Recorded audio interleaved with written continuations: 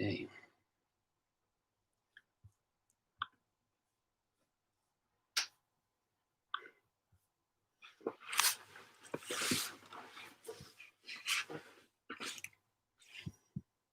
Okay, so let me see if I can get everything working. Dun, dun, dun. Let's see. I'm just setting up all of the channels, so if you're here, then it's good to see you, and thank you very much for joining me today. Just setting everything up here so that I can go live. Okay. So, YouTube, hello, hello.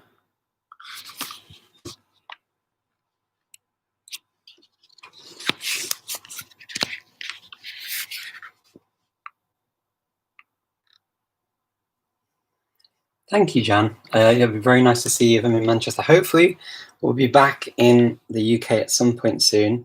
At the moment, a little bit difficult with obviously what's going on. Can't really get out of where we are at the moment, unfortunately.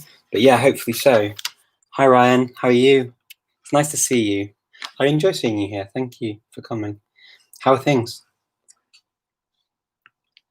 I'm just going to go live on this. Let's see. È piacere tutto mio. Grazie. Come va? Tutto bene? Anche per me è un piacere, veramente. Ogni volta mi piace. Adesso sto facendo hello, so I think now I should be live on all three of my channels. And I'll do my best to go backwards and forwards. So what we were talking about when I asked a question about language learning. Hello to everyone joining. It's so nice to see you all coming in. Thank you for joining me.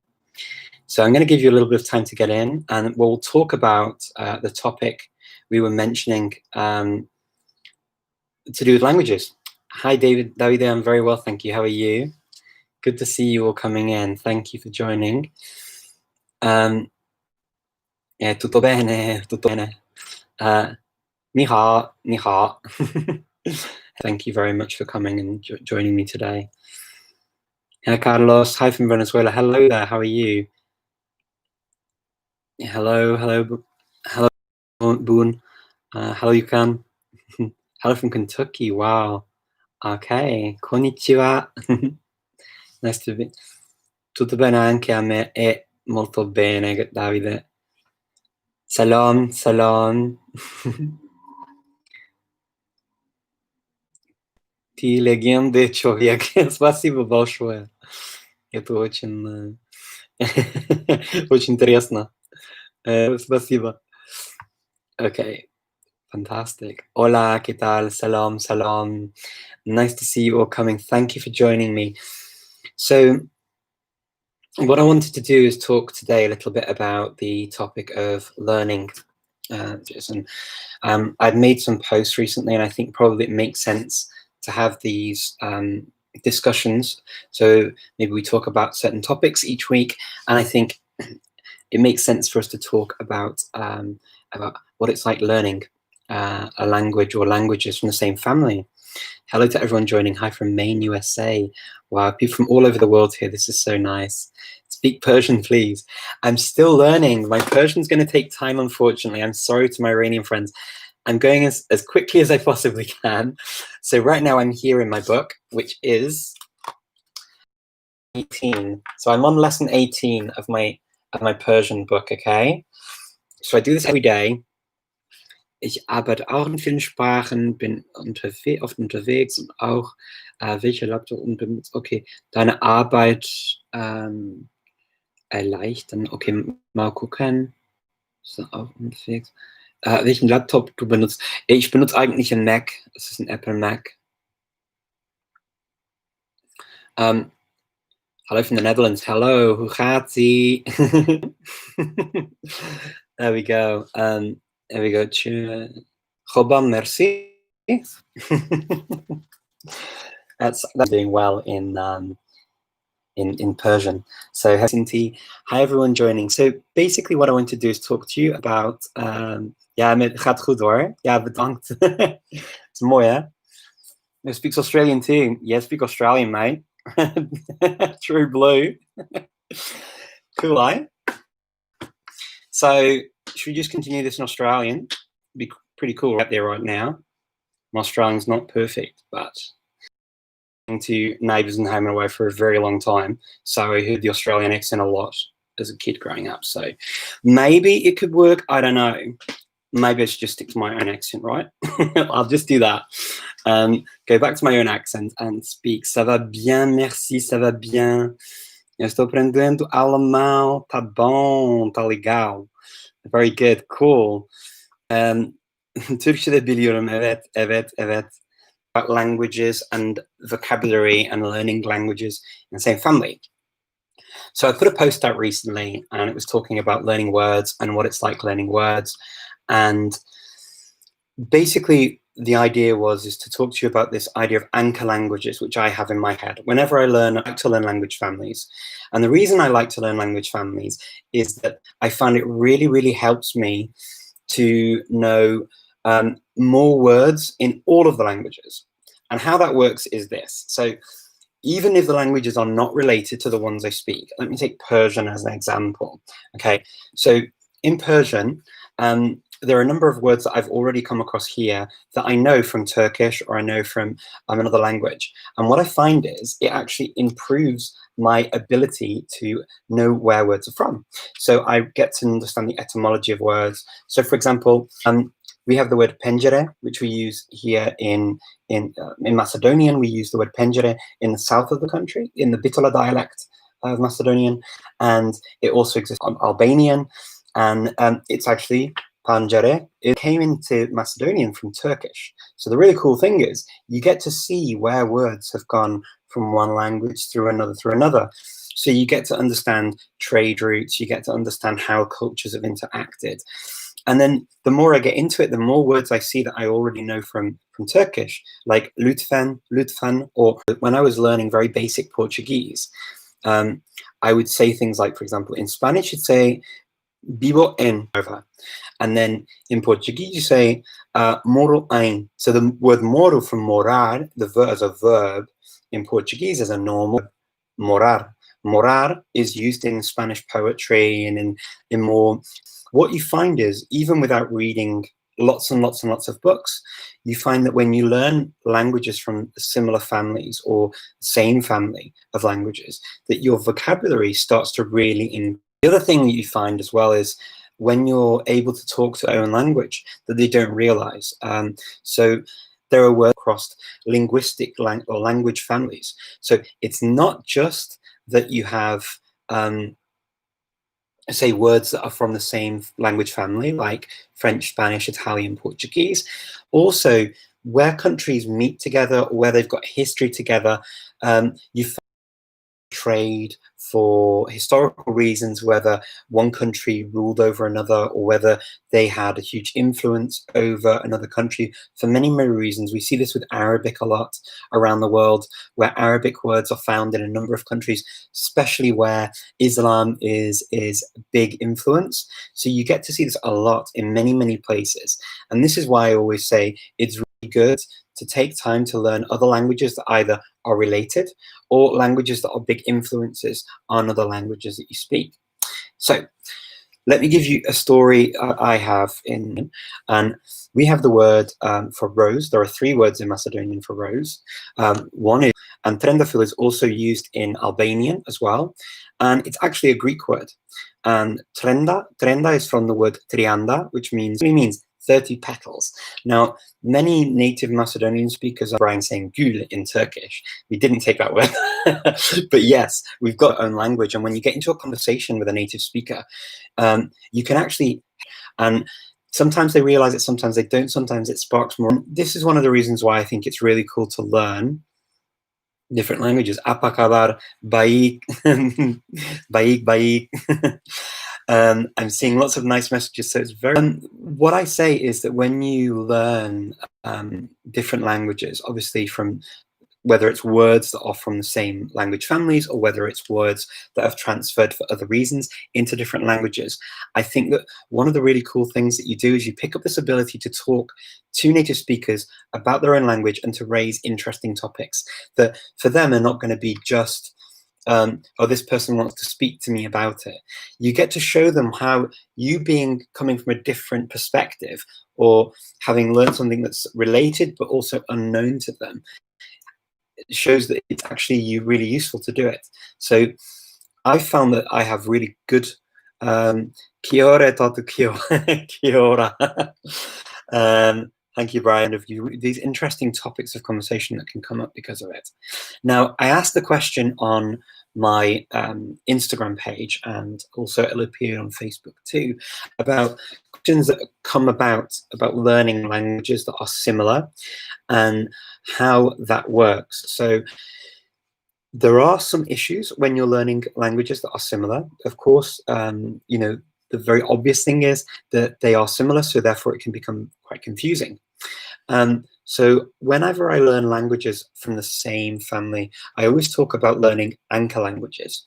An anchor language is a language that is really anchored, rooted into, for me, for example, language. The other ones, like even Portuguese, kind of, but those three are probably my anchor languages. My biggest anchor languages are French and Spanish for sure, and they're two languages that I use at home. Are French and Spanish for sure, and they're two languages that I use at home. So what I do is I go through and I make sure that those languages are as good as they can be.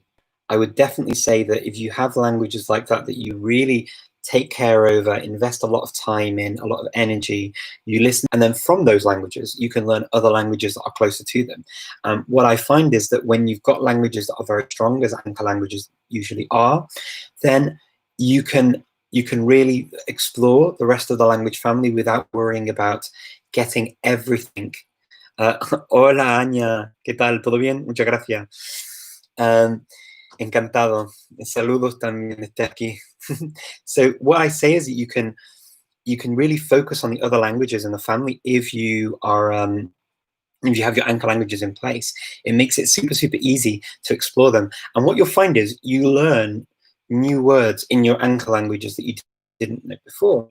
So let me give you one more example, because English is a really cool language in this way, because English, as you probably all know, is a Germanic language by origin. We know it's a Germanic language because of a number of grammatical features and vocabulary. So grammatical features and its history, English has strong verbs. So what I mean by strong verbs is that you say things like swim, swam, swum, sing, sang, sung. The vowel changes, and that makes English a strong verb. And that is a strong verb. And that is a characteristic of all of the Germanic languages. They all do this with these strong verbs. So we know it's a Germanic language from those points of view of grammar, but also we know that certain words are the same. Like, for example, if I look at basic words in English, I take the word from my hand in English. In German, it's hand. In Dutch, it's hand. It's a similar word in all of the Germanic languages. Finger, in German, der Finger. Okay, nail, Nagel. It's very similar. Shoulder, Schulter. Elbow, Ellenbogen. So you can see arm, arm. It's always a similar word because that these are base words in English that are Germanic and are often shared amongst many, or if not all, of the Germanic languages. This happens in most language families as well. So when you learn one language, you get a lot of these free words in the new language. What you find is quite cool with a language like English is that we have a number of words that we took from French many years ago. So we have maybe 60% of our vocabulary is French. So what that means for us as English speakers is that when we learn Latin languages as well, it means that we basically get this huge amount of vocabulary for free when we learn French. All the words that end in tion, information, information, información, informação. All of these words are always the same because they're all the Latin words that we've borrowed from French originally, but they're Latin in origin. The really cool thing is that when sometimes you come up with words that you didn't know that you had. So if you're learning French, for example, and then you learn the word bibelot. Bibelot is the word for an ornament in French, but we have the word bibelots in English, and many English speakers don't know the word bibelots. So you get these words that are high-level English words, words that you see in our literature, words that you see maybe in poetry, in English later on, but you get these free words when you go back and you improve your vocabulary, not just in French or in Spanish, but also in English. For me, I found that in my native tongue, I learned a lot of words just because of learning foreign languages. So even basic colors, like the word for red in English is red, obviously, which is rot in German, rouge in French, because you've got similar. French is a bit of a strange language in that way because it is borrowed as well from the Germanic group in terms of some grammatical features as well. I can explain that in another video, but we've got in English we have all these words, so we have lots of words for colors, but you get to a language like Portuguese where it turns to vermelho and vermelho in Catalan. So you can remember that the words are connected, and it helps you to build your vocabulary out. And then you get back to English and you learn that vermilion exists in English as a word, which is also to do with this color, red. And so what you find is you keep on going and expanding your vocabulary, not just in one language, but all the interrelated languages that help you to just expand your knowledge generally. It's almost like looking at a jigsaw puzzle, and you see this huge puzzle of all these words. And as you enter more and more words and more experiences with languages that are related or related by trade or for historical reasons, you start seeing them pieced together. And it just helps to open your world and your eyes to certain things that you didn't realize. Which this is the reason why I love languages so much, because I'm constantly finding out new things I had no idea existed, not just in my own. Constantly getting these new bits of vocabulary that I had no idea existed, not just in my own language, but also in other languages I speak and use on a daily basis.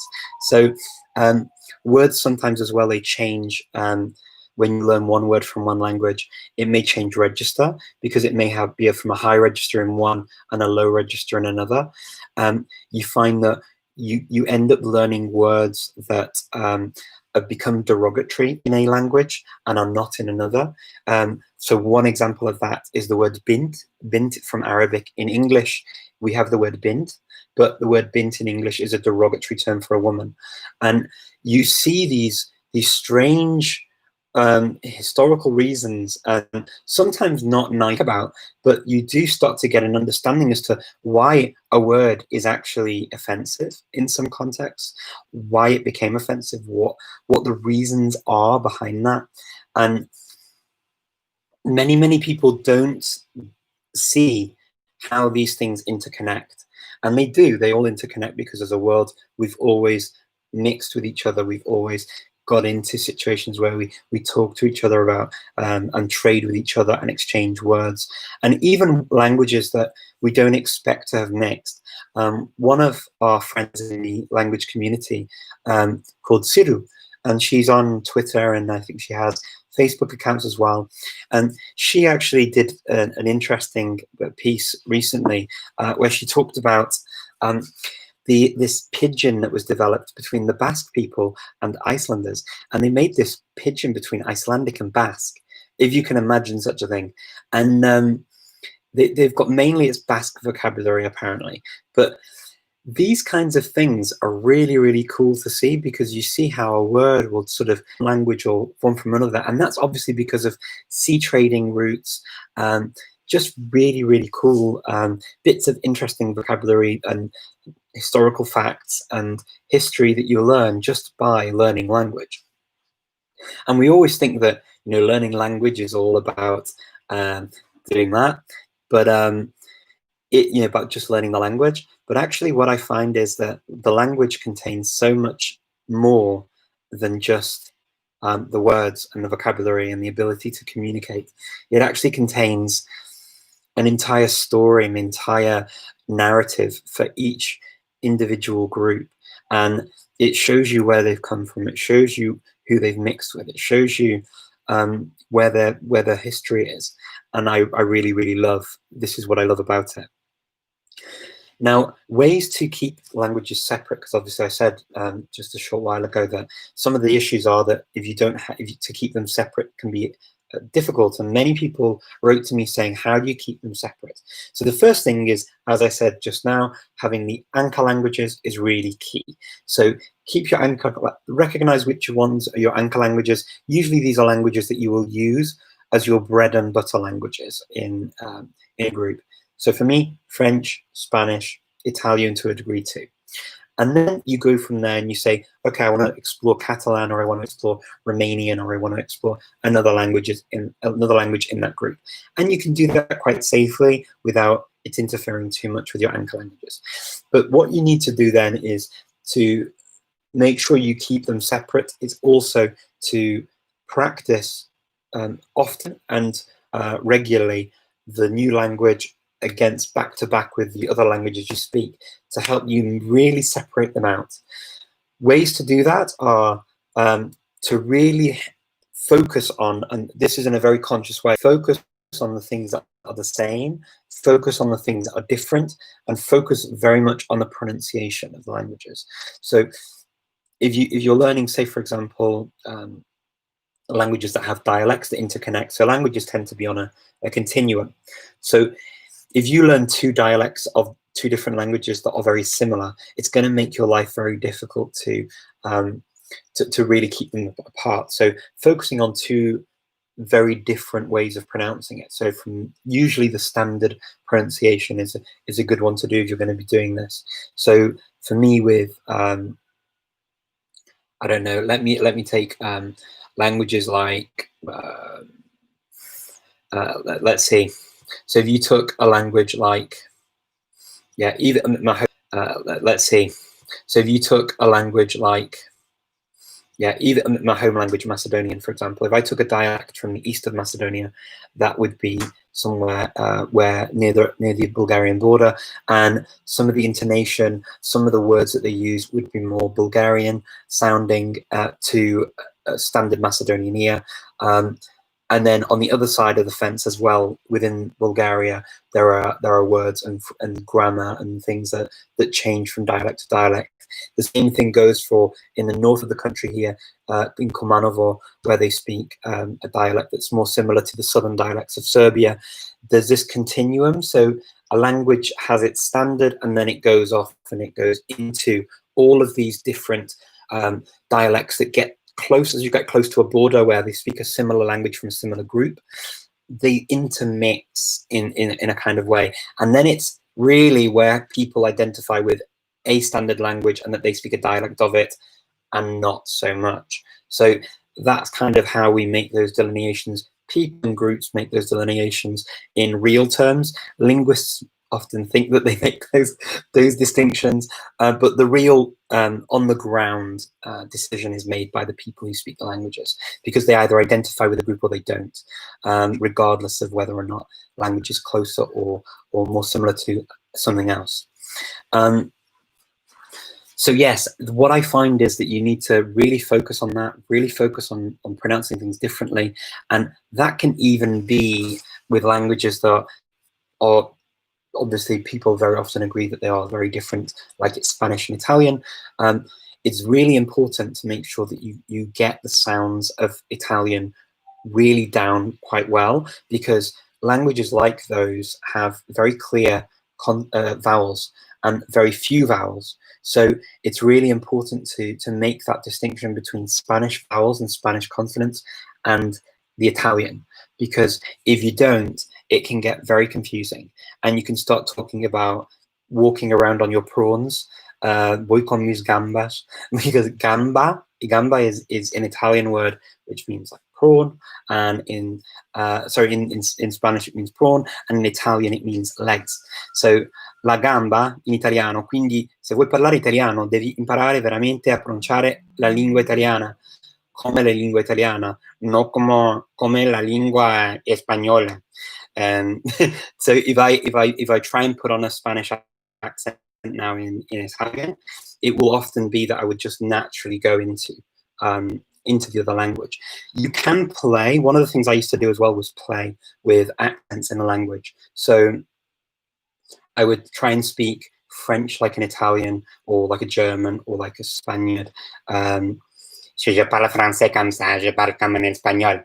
And it's good in that it really helps your brain to see the difference and highlight the difference between of both languages. So I would say that it can be a useful tool to do to almost make it really obvious. Yeah. So that is what I wanted to say about this. And I think I got through the questions I had. And I'm very, very happy to look through now to see if there are any other questions, to see what else. It's so good to see so many of you here. Thank you very, very, very much for joining me. Very, very much for joining me. Brian likes you love strong and weak verbs. Yeah, strong and weak verbs are cool. So languages, every language family has its kind of the things that it's known for and what makes them what they are. So ironically, actually, for the Slavic group, they're often categorized by many learners as, oh, they all have these cases. And of course, there are two Slavic languages that don't have cases, and that's Macedonian and Bulgarian. They have the remnants of cases. And for anybody watching who's not studied a language, cases, basically what they do in the Slavic languages is that there will be a change in the noun and words for objects or an idea that you have in the language, just depending on what it's doing in the sentence. So, for example, if I say the man is here and I see the man and I give the man something, then you're talking about the man is here, the man is the subject. I see the man is the object. I give the man the book, it's the indirect object because the man receives the book from me. And so in many languages, like Slavic languages, you have to change the word man in a way to indicate that that's what the purpose of the word man is in the sentence. In English, it's done by word order or by prepositions very often. In fact, most times. But in the other two Slavic languages, in Macedonian and Bulgarian, we don't change the word itself. It's just the only thing we have is, like in English, where you say, I give the book to him, and he has the book, and I see him. So in English, it's him and him, or to him is indirect, right? And then I see him, direct object. So these are things that we do to categorize languages. We know that certain languages have certain features. And so, for example, with English, with Slavic languages, we know that Slavic languages, one of the features that they have, and all of them have this, is verbal aspect. So you need to make a difference between something that's you do constantly, or it's something that's finished, and there's a one-off action. So they have sometimes different verbs, completely different verbs for verbal aspect. So you have to change the verb. And they also then have certain prefixes that you add to a verb, and then sometimes change the root verb as well to make a different sort of sense or idea about the verb itself. So these things are the kind of things that are very typical of the Slavic languages. And then, of course, you've got core vocabulary, like words like water, milk are always or very often either the same or very similar. So you've got молоко in Russian, you've got mleko, mliko, mliako. You have all these words that are basically the same word, MLK, and then have whichever types of vowels in between. If you think of that almost as kind of as you'd see some of the Semitic languages that use these root consonants, so they would have 3 root consonants, and you add in the vowels and different things. And basically, you get a lot of words like that in Slavic languages where you can recognize the meaning. Sometimes the meaning changes too, which is quite interesting. And every time you learn a new Slavic language, you can guarantee that there will be something that makes no sense to another Slavic speaker. And I love that. Is there a North Sami North Sami Basque pigeon? Brian, you're being very naughty asking me silly questions. Is there a North Sami North Sami Basque pigeon? Brian, you're being very naughty asking me silly questions like that. I love it. No, there isn't. Not that I know of. There could be. I might be lying completely, but I've never heard of one. You have a 2-year-old daughter, and a second daughter to be born. Spoken to my daughter while, okay, family speaks in Spanish. That's very, very good. I'm glad that you're speaking to children in different languages. It's really, really nice to do that. Do I speak Quechua? No, I don't speak Quechua, Brian. I think you know that. You're being naughty. Let me see. Okay, let's see. It says watch English YouTube. Subtitles, yes. Let me see if there are any other questions I'm getting here. Can you speak Farsi? I'm learning Farsi. I get this question a lot. You need to give me time, my Iranian friends. Okay, I like Farsi a lot. Man Farsi dost daram. I really like Farsi. But it's gonna take me time. I'm writing my very best Farsi handwriting. Look, this is my Farsi handwriting. Do you like it? Tell me what you think. Khob? Chekhov asked, is it good? Is that right? Tell me, do you think it's any good? Is that any good? I studied Arabic a few times, so I can write, and it's not such a difficult thing for me to read and write, but yeah, hopefully I will get there. Dr. Language, Mr. Simcott, that's very sweet. I like that. Can you speak Chinese Mandarin? Just trying to, yeah, I can speak a little bit of Chinese. I studied it at university in Sweden. Yes, and it's a lot of fun. So how did you learn? Yeah, university in Sweden, I learned it. May I ask whether you publish these talks? Yes, I do. So these, I will save this on Instagram. I will save it on Facebook and on YouTube, so you can watch it again. You can go through and see some of the information I gave in the beginning if you missed anything as well. So yeah, we were talking a lot today about languages and learning vocabulary and languages from the same family, and also languages that are related because of trade or because of historical reasons. So, any questions that you have about this? Let me see. Is it good to be learning 2 languages at the same time? In fact, it is. I think that it is okay to be learning 2 languages at the same time. I've been doing it for years. Usually what I tend to do is learn a language that I find easy and a language that I find hard. And how I define that is not because the language is objectively easy or objectively hard. There's no way of determining that. It depends on your previous knowledge. So for me, to learn Persian right now, many words from Persian are the same as words I've learned in Turkish, in Macedonian, in Albanian, because they were borrowed and taken from Persian. And also Persian is an Indo-European language, which means grammatically it's going to have similarities with other Indo-European languages. So I'm not saying it's an easy language, but what I'm saying is it's easier relatively than, say, me learning Maori, because Maori is a language I've been working on for a few months, and it has little to do with English. There are a number of English words that are in Maori, and they've been kind of Maoriized, but I still find them very difficult to recognize when I see them. With my teacher, he says, oh, just change this this letter and just do this, and then the English, it does sometimes appear. Sometimes I still look at it and I'm like, I do not see how you got to that word from this. So there are 2 words in Maori. Give you an example. 2 words in Maori for Saturday. The days of the week, in fact, there are, except for Sunday, there are 2 words in Maori for each day of the week. So there's the kind of the Maori word with a Maori origin, like so Rahoroi is so Ra means day or sun, and Horoi means washing. So it was the washing day on a Saturday. So this is what I say about you learn some of the culture when you learn, because you learn a word today. So this is what I say about you learn some of the culture when you learn, because you learn a word and you learn how it's made of things, which is what I really, really like about language learning. And then, but you can also say, I think I'm going to probably get this wrong now.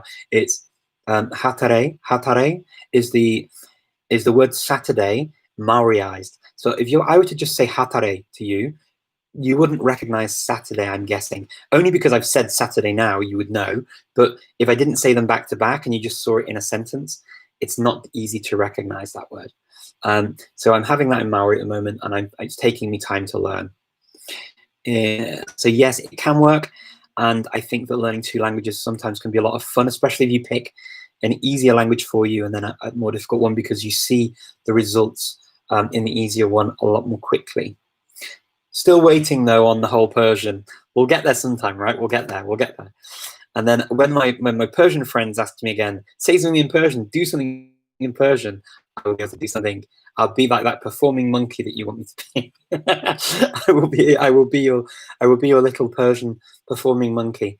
You know, in Germany they call British people island apes, and so I really embrace that term. I'm an island ape. So your Persian handwriting is great. Thank you so much. Oh, it's very nice. Thank you. Merci, merci, merci. My Persian handwriting is better than yours. I doubt it's better than yours. I'm sure yours is fantastic. How's the Asimil Persian book? I'm actually really enjoying the Persian book. So Asimil works basically, it's slightly different to, let's take, I mean, what Asimil does is it has sort of, it has a version here of the dialogue. You see it this is in French. So I study Persian through French. And I have, so the French translation, the transliteration into Latin letters, but French speaking Latin letters. So instead of sh, like we'd have in English sh, they write ch. So, and then you've got just the Farsi on this side. And basically what I do is I go through this, I write out the entire thing in Farsi, I read it just in Farsi. I check any words that I don't know here to see what the vowel would be, because I don't always know the vowel sound that I'm supposed to make from the Farsi. And then you read the notes, and the notes in Asimil describe the grammar as you see it. The nice thing is that it's kind of, they're little stories, they build up characters, and there's kind of, there's kind of a logic to it, there's a rhyme and reason to it. What it's not is the very typical way of, so having a topic on the weather, a topic on this, a topic on that, in the way that you'd see in a course like Teach Yourself. In Teach Yourself, they go through and they have like dialogues about telling the time, things about, and again, they'll have a story going through it, which is quite cool.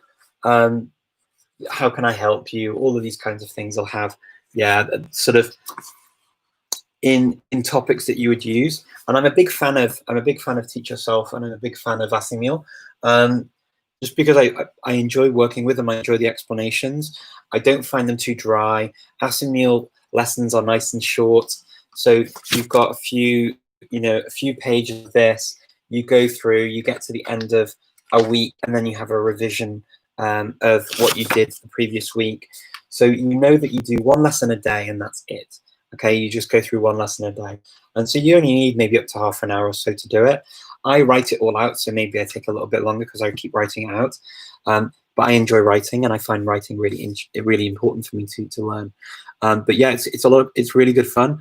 I also use Link at the moment. I've been using Link for the past few months a lot, which is Steve Kaufman's site, lingq.com, and I found that really helps with learning as well, especially when you know a language a little bit. It just helps you listen to stories and read things and pick up vocabulary in a natural way, as you normally do. Okay, which language is the mother of the Slavic languages according to your experience?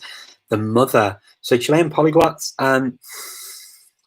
when you say the mother of Slavic languages, I mean, I'd have to go to Old Church Slavonic, is kind of what's taught as the version of Latin here for these Slavic languages. Is that what you mean, or do you mean something like the best Slavic language to learn?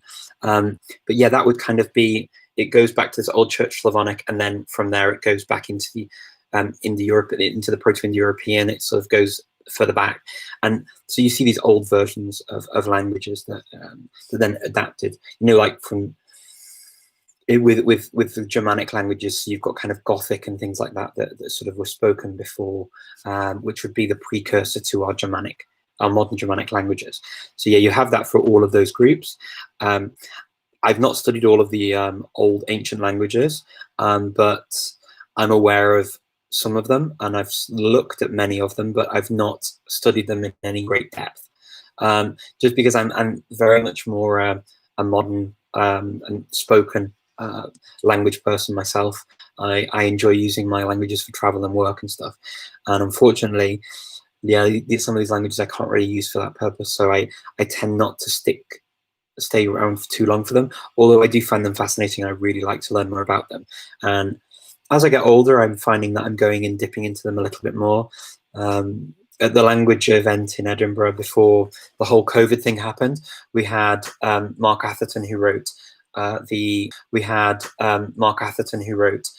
the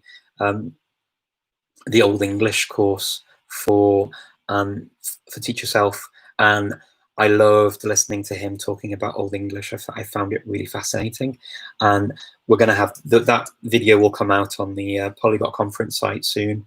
We've got a playlist for the language event, and I'll have that out soon, because it was really cool. It's really cool to hear how it was spoken, and he even performed a song in Old English, which I was kind of geeking out a little bit about myself. I really liked it. Do I know Japanese? A little bit. Chotto, watashi no nihongo no chotto. A little bit, not much, because I learned the basic Japanese at university in Sweden for a little bit. I did a semester of it, and then I revised it to be able to get around for basic things in Fukuoka when I was there for the Polyglot Conference. Yes, I'm very happy to start speaking more Persian as soon as I can. So please try some Persian poetry. I think I'll probably try speaking Persian first, but I would love to get to Persian poetry too. It'd be so cool. Oh, Lena, that's so kind of you. Lots of love to you too, Lena. Lena, that's very sweet. You did this. Lena took this time to come up to me to do an interview with me at the Polyglot Conference in Ljubljana, and we spoke in a few languages, and that interview's out there. And Lena's got a great, inspiring, motivational page on Instagram as well. And so check her out, Lena Vasquez.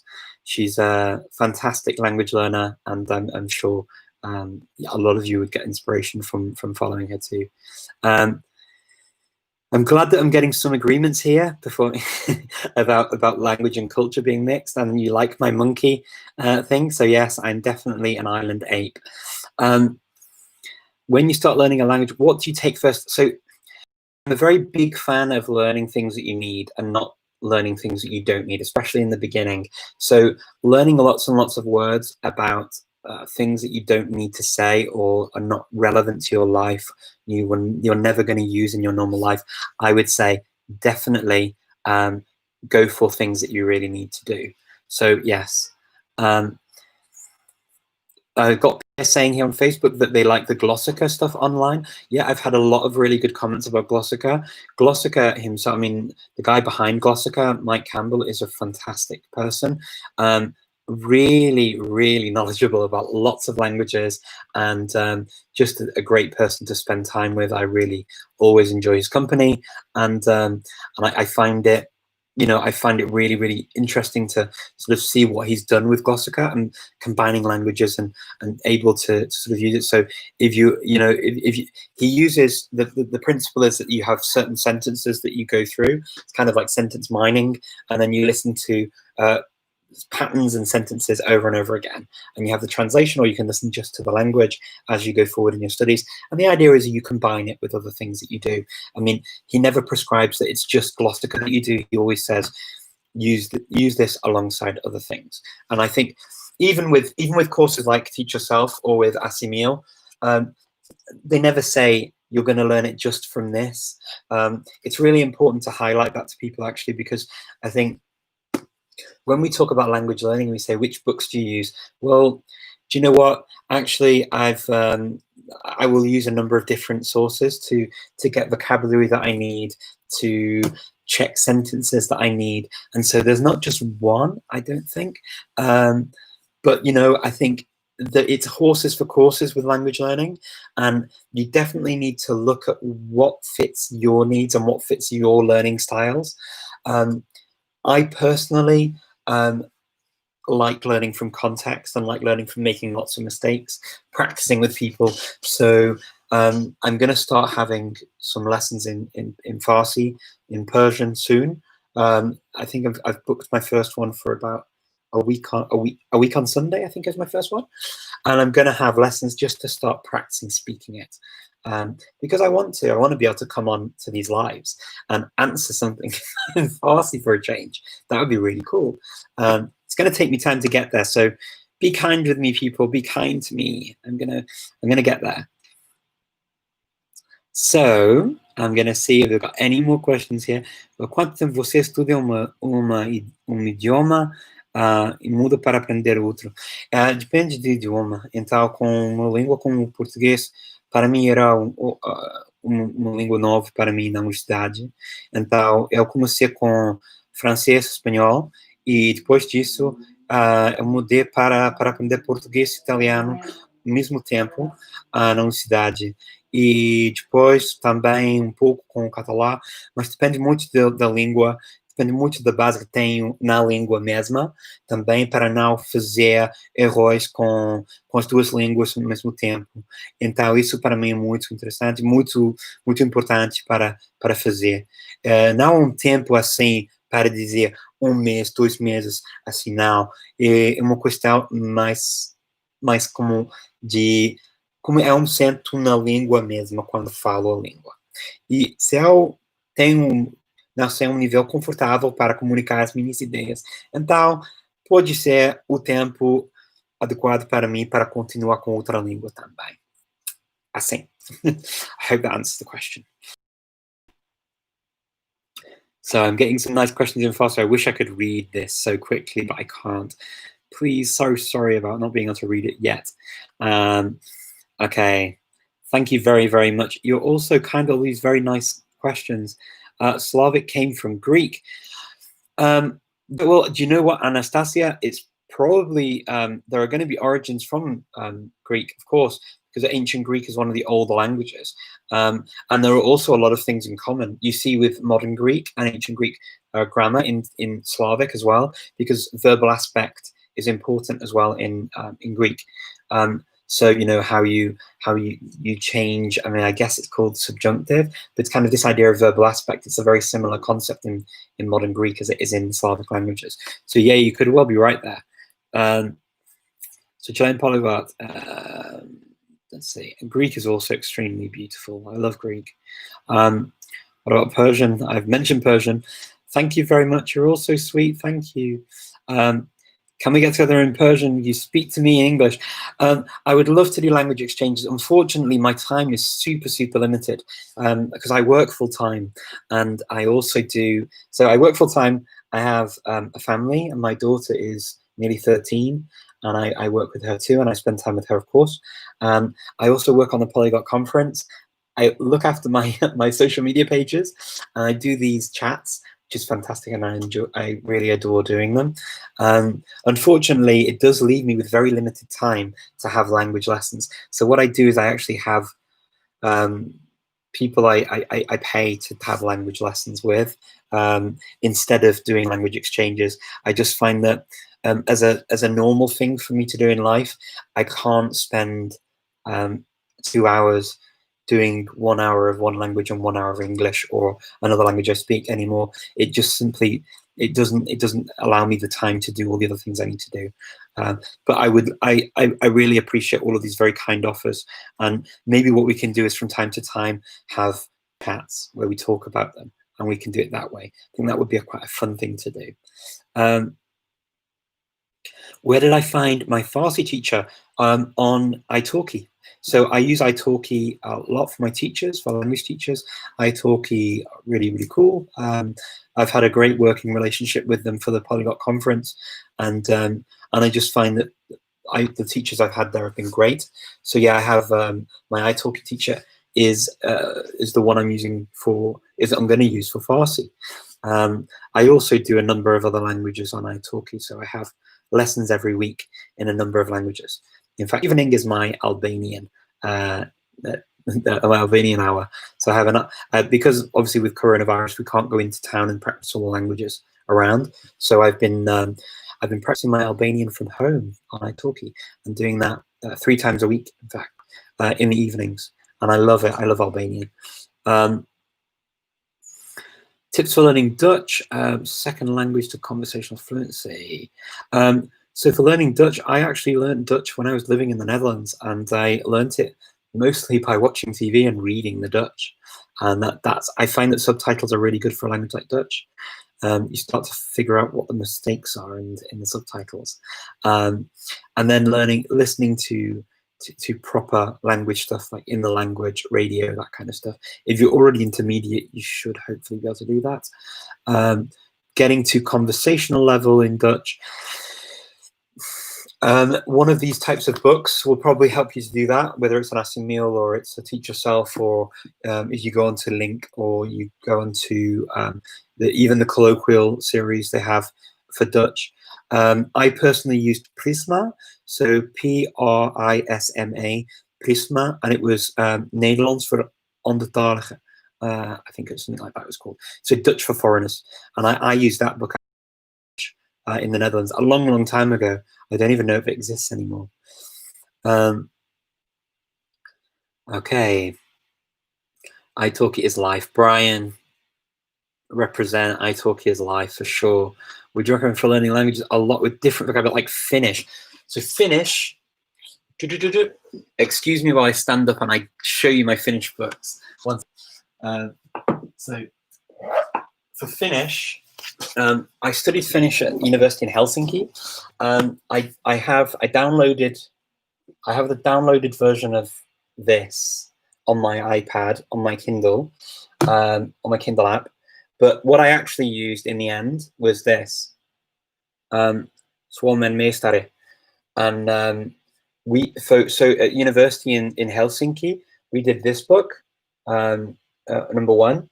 And then I did number 2, and we started number 3. I think that was where we got to. Yeah.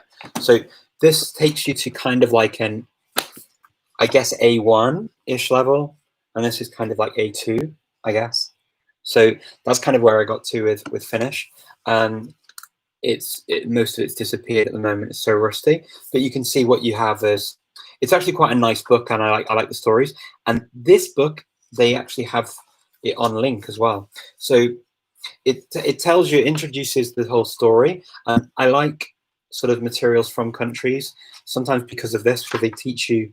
So you have kind of obviously the introduction to it, which is cool. You have the audio that goes with it, obviously. You have a little bit of an introduction to Finland and its geography, where things are. And then it also tells you a little bit about the characters that are used in the book. So it gives you an introduction to the characters. And you can use this kind of thing as a basis to introduce yourself. So you basically, you take some of this and you make it fit your own character. And then it goes through the actual lessons, and it will have a dialogue in the beginning. All the lessons start like this with kind of a dialogue or a text story, and then it goes through and it shows you, it tells you the words. So these ones I haven't filled in the very beginning, because I did this before I went to Finland. I skipped level 1 and I went straight to level 2. I think I went to level 2 and I started level 3. So I went to level 1 and I skipped that one. So I just did this at home and I just read through it. And then it shows you some of the grammar, how things change in Finnish. And then as it goes on, it will show you sort of words that you learn, and then it shows you how the grammar actually works. So it'll show you, here we've got olla, olen, oleton, olemme, olette, ovat. So that's the verb to be in Finnish. You'll see that there's no English here. It's all in Finnish. And I tend to use a lot of materials that will just be in the language.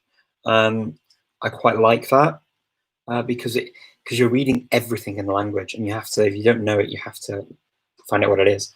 It makes you work a bit harder, I find, but yeah, it's quite cool. So I joined, I think, when I was on, I think level 2 started in the middle of this, I believe, like chapter 5 or 6. So I can see that from here I've got my notes.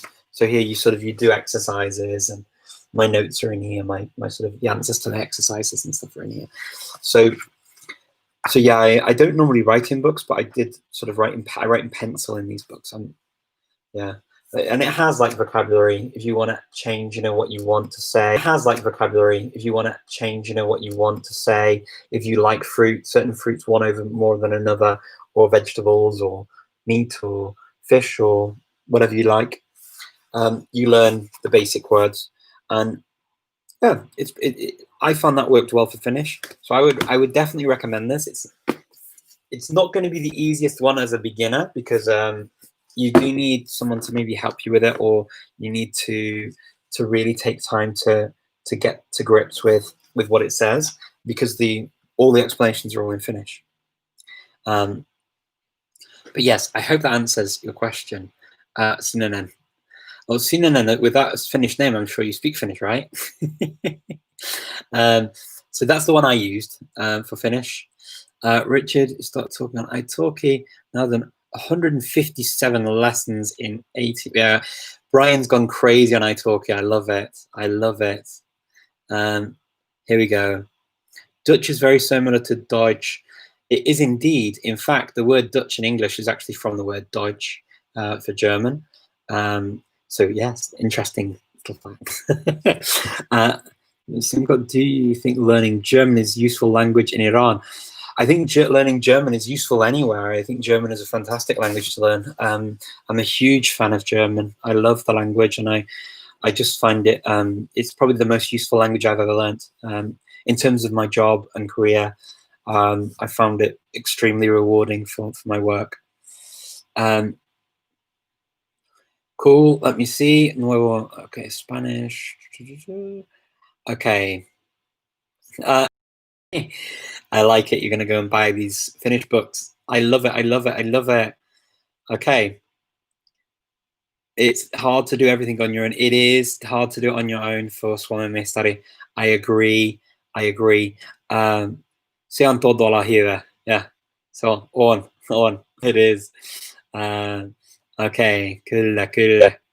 Let me see. I mean the books, resources. Okay. So what do you recommend to learn Russian easily? I mean like books. Oh, good question, because I kind of didn't really learn Russian in a normal way, because it's a Slavic language and I speak a Slavic language at home. I kind of got into Russian almost by accident. I did start learning the Cyrillic alphabet through Russian first, and I used Spanish. I went to a Spanish course in Madrid that taught Russian, and that's where I first got into it. And it was, I think in English it's called Russian in Use, and they have an English version of the same book. And I started with that book. I've also done some of the Teach Yourself and some of the Asimil as well in Russian. So I've looked at that as well. I've also done the colloquial Russian. I've read through that. They've got colloquial Russian 1 and colloquial Russian 2, I believe, like advanced. And I've been through those. I've also looked at, years ago, they had a book called Russian in 3 months, and I did some of that. But what I found was actually speaking Russian was a thing, because it's a bit like Chinese Russian. Not that the two languages look anything alike, they don't. But it's a bit like Chinese in that it's scary when you look at it, when you try and say things. But when you get rid of all of that and you just start saying things you need to say and you start speaking, it's amazing how much more accessible language becomes. I think that people scare you more than the language is actually scary itself, if that makes sense. Have you ever had that experience where people scare you more on the language than, yeah, that's kind of what I always find anyway. So go for, if you're going to do Russian, find books, but there's not one. I'm just seeing now that I've only got 22 seconds remaining, so I'm going to have to disappear. It was a pleasure to see you all. Please do let me know in the comments what you'd like me to talk about next time, and I will make some questions and you can ask me them. Next time we will talk about another topic. I'm sure we'll talk about every topic, but we'll start with that one first. Nice to see you. Take care, everyone. Bye-bye.